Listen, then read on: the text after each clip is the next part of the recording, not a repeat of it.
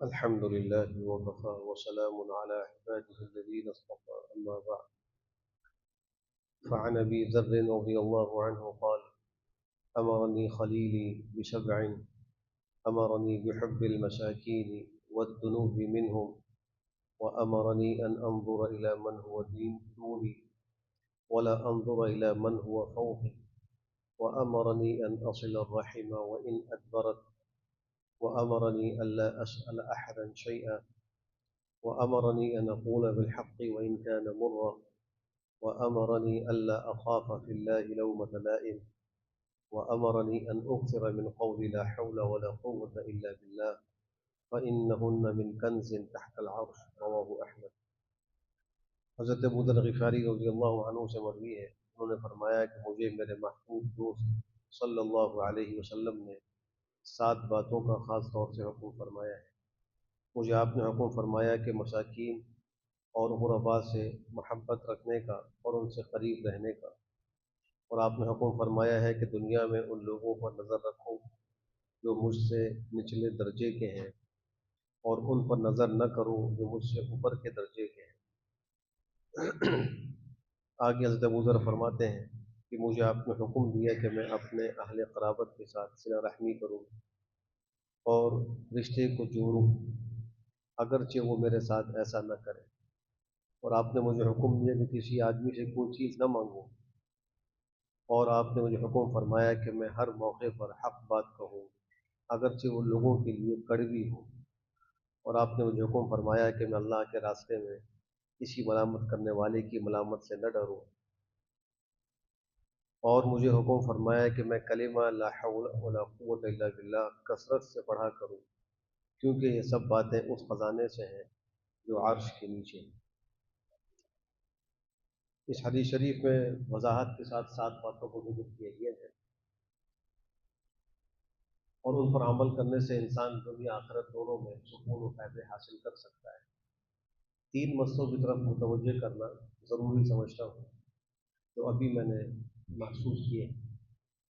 ایک تو یہ کہ کچھ لوگ نماز پڑھ رہے تھے اور ان کے سامنے سے ایک صاحب جو نماز سے فارغ ہو گئے، صرف اپنا منہ اس طرف تھوڑا سا موڑ کر گزر گئے، حالانکہ سامنے کوئی رکاوٹ نہیں۔ تو یاد رکھیے کہ منہ پھیرنے سے نمازی کے آگے سے جو گزرنے کا گناہ ہے وہ ختم نہیں ہوتا، وہ اپنی جگہ پر اٹل رہتا ہے۔ حدیث شریف میں پیغمبر نے فرمایا کہ اگر تم کو معلوم ہو جائے کہ نمازی کے آگے سے گزرنے کا کیا گناہ ہے تو تم کو 40 تک بھی رکنا پڑے تو تم رکو گے، نہ دن فرمائے، نہ مہینہ فرمایا، نہ سال فرمایا، یعنی 40 دن انتظار کرنا پڑے انتظار کرو گے، 40 مہینے کرنا پڑے کرو گے، 40 سال کرنا پڑے تو تم کرو گے۔ اس سے نمازی کے آگے سے گزرنے کا گناہ بتلانا مقصود ہے۔ تو اگر کوئی شخص کسی کو جانا ہے تو تھوڑا انتظار کر لے، ظاہر سی بات ہے ہر نماز میں کچھ نہ کچھ مسبوقین ہوتے ہیں، اور اگر ایک طرف کے نمازی بیٹھے ہوئے ہیں اور وہ نماز سے فارغ ہو گئے تو ان کے آگے سے گزر گئے، بہت سے لوگ گزر جاتے ہیں، لیکن وہ نمازی گزر گئے، بیچ میں خلا آ گیا، 2 نمازیوں کی گنجائش موجود ہے، اور صرف منہ اس طرف کر کے گزرنے سے گناہ سے ہم نہیں۔ دوسرے ایک صاحب کو میں محسوس کر رہا تھا کہ وہ مصروف ہیں، نماز پڑھ رہے ہیں، لیکن ان کے ہونٹوں پر کوئی حرکت نظر نہیں آ رہی۔ پہلے بھی مسئلہ میں عرض کر چکا ہوں کہ قرات نماز میں فرض ہے، اور اس فرض کی ادائیگی کے لیے زبان اور ہونٹوں کی حرکت کے ساتھ پڑھنا ضروری ہے۔ اگر کوئی شخص زبان ہونٹوں کو حرکت دیے بغیر دل میں سورہ فاتحہ اور سورت پڑھتا رہے تو نماز کا جو فرض ہے قرات کا وہ ادا نہیں ہوگا۔ اس کو چاہیے کہ وہ پڑھتے وقت اگرچہ اس میں آواز نہ ہو، آواز کا نکلنا ضروری نہیں، لیکن حروف کی ادائیگی، بعض حروف وہ ہیں جو ہونٹوں سے ادا ہو، بعض حروف میں زبان دانتوں پر لگتی ہے، دانتوں کی جڑ پہ لگتی ہے، تو ان حروف کو وہاں سے ادا کرنے کے لیے ان کو حرکت دے دی ہو، زبان کی حرکت نہ ہو، ہونٹوں کی حرکت نہ ہو تو اس سے قرات ادا نہیں ہوتی۔ ایک چیز مجھے یہ محسوس ہوئی تو میں نے کہا اس کی متوجہ کرنا ضروری ہے، ایسا نہ ہو کہ ہم نمازیں پڑھتے رہیں، سنت نفل پڑھتے رہیں، یا فرض میں چھوٹی رکعتوں کو پڑھتے رہیں اور ہم سے فرض ہی ادا نہ ہو رہا ہو تو ہماری نماز نہیں۔ تیسری بات مجھے محسوس یہ ہوئی کہ جو مصروفین تھے ان کے آپس میں درمیان میں خلا محسوس ہونا۔ نماز کے آغاز میں ہم کہتے ہیں صفیں سیدھی کرنی، جمعے میں ہم کہتے ہیں کہ مل مل کے کھڑے ہو جائیں، درمیان کے خلا کو کم کر لیں، یہ اس لیے کہ صف بندی نماز کا حکم ہے، नमाज को पूरा करने के लिए ज़रूरी है। अब अगर एक दो उंगलियों का भी फासला है, चार उंगलियों का फासला है, तो हदीस शरीफ की रूह से वहाँ शैतान आकर खड़ा होगा। आपने इरशाद फरमाया कि वला तज़रू फुरुजातिन लिश्शैतान, शैतान के लिए दरमियान में खला मत छोड़ो, वहाँ शैतान आ जाएगा। वो क्या करेगा आकर, वो आके वसवसे डालेगा, नमाज का खुशू खराब करेगा, तवज्जो हटाएगा, और ये सब नतीजा है सब बंदी न करने का। और एक हदीस में आपने बड़ी शदीद वईद फरमाई कि अगर तुम सफ़ों में इख्तलाफ रखोगे, अल्लाह तुम्हारे दिलों में इख्तलाफ डाल देगा। दिलों में इख्तलाफ आएगा, राय का इख्तलाफ हो रहा है, हर एक दूसरे से झगड़ने को तैयार है।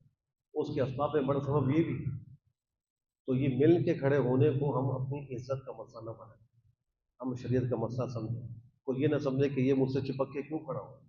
बसा औकात नमाज में, सब बंदी में सब मिल के खड़े हो जाते हैं, खला दूर कर देते हैं, लेकिन दरमियान नमाज में कुछ फासला हो जाता है तो उसको खिसक के पूरा कर लेना चाहिए। बल्कि हुक्म तो ये कि अगर अगली सबसे कोई शख्स किसी उज़र की बिना पर जगह छोड़ के चला जाए, तो पीछे वाला नमाज ही की हालत में चलता हुआ आगे बढ़कर उस खला को पूरा करे, या उसके दाएं बाएं वाला खिसक कर उस खला को पूरा करे, दरमियान में खला को ना छोड़ा जाए। आपको हैरत होगी, यहाँ तक मसला लिखा है कुरान है कि अगर एक शख्स आया नमाज पढ़ने के लिए और आगे की सफ़ें मुकम्मल थी, तो पीछे कहा उसको सफ में अकेला ना खड़ा हो, या तो अगली सफ से किसी को खींच के पीछे करे, या किसी और के आने का इंतज़ार करे। फिर अगर वो समझता है कि अब रुकू होने वाला है, या रुकू मुझसे बहुत हो जाए, और कोई नया आदमी नहीं आया और लोग मसला नहीं जानते, किसी को आगे से खींचूंगा तो वो लड़ने के लिए आ जाएगा, तो फिर वो नियत बांध के अकेला ही शरीक हो। तो इस हद तक सफ़बंदी में मसाइल को जिक्र किया गया है। हम इसको मामूली काम समझते हैं, हर कोई ऐसा ना समझे ये दीन मेरा या आपका ये अपना बनाया हुआ नहीं है, अल्लाह उसके रसूल का बतलाया हुआ है। हमें अपनी समझ में वो चीज़ आए या नहीं आए, हमें अल्लाह और रसूल की इताअत करना चाहिए। कहीं ऐसा ना हो कि हमारी इबादत इन कोताहियों की वजह से अल्लाह की बारगाह हमें काबिल कबूल ना हो। दुनिया में मेहनत भी करें, मशक्क़त भी उठाएं, आखिरत में समर ना मिले तो ये बड़ा नुकसान है। अल्लाह हम सबकी हिफाजत करना। अल्हम्दुलिल्लाह।